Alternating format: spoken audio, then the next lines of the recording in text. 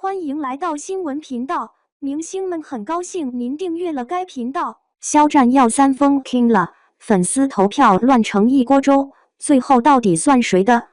微博之夜2025年拖到2026年2月5日才办，这事大家早都知道，但没人想到12月投票一开始，子瑜和田许宁两个新名字就冲上星光人物榜第一、第二。肖战一度掉到第4后面，网上全在说内娱大洗牌，可仔细看规则才发现，星光人物榜和 King 根本不是一个评选逻辑，前者绑着门票、灯牌、后台互动这些实际权益，后者压根不公开票数，靠的是作品、热度、专家评审加微博指数3块拼起来的。肖战2025年有3部大热作品，《沧海传》是全年剧王，《猫眼逃》票评分都超9.6。德贤紧致奖前功莫德贤，他减重15斤，练南京话，连呼吸节奏都设计好了。还有春节档电影《射雕英雄传》、《侠之大者》，3部全在微博官方年度喜爱榜单里，别人最多占1个，他占3。杨紫也是。凭国色芳华和潍坊一脚热度炸开，豆瓣8.9分，播放量破800亿。她要是这次再拿 Queen， 就是第4次了。内娱女演员还没人做到过。有人拿子瑜164万推荐值说是，可官方后来澄清过，早期破100万的宣传存在统计口径问题。真正有公信力的数据是1月23日投票结束前，肖战全网自然热度4.02亿，第2名才3.3亿，差出整整1个里线。这不是刷出来的，是热搜、短视频、影评人、观众自发讨论堆出来的。杨紫也一样，长相思2小妖那条线48.7%得票率断层第一。大屏幕回放他3次封后角色时，底下全是弹幕，真服了。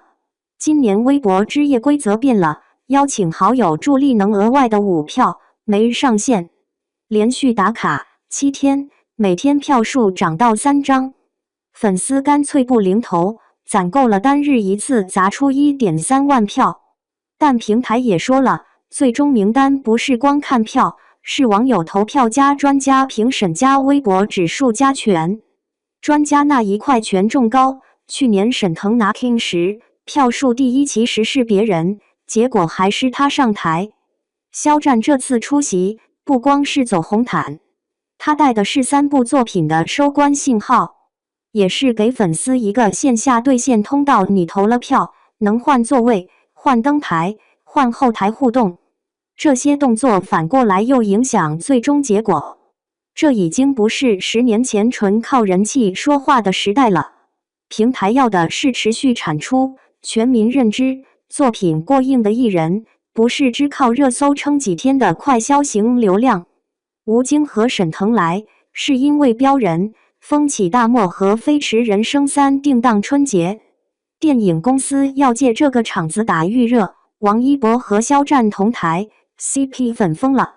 但2个人根本没合体发言，也没一起走红毯，就各自领奖。各自采访，这才是现实。顶流之间早就不靠捆绑炒热度，谁有好作品，谁就占 C 位。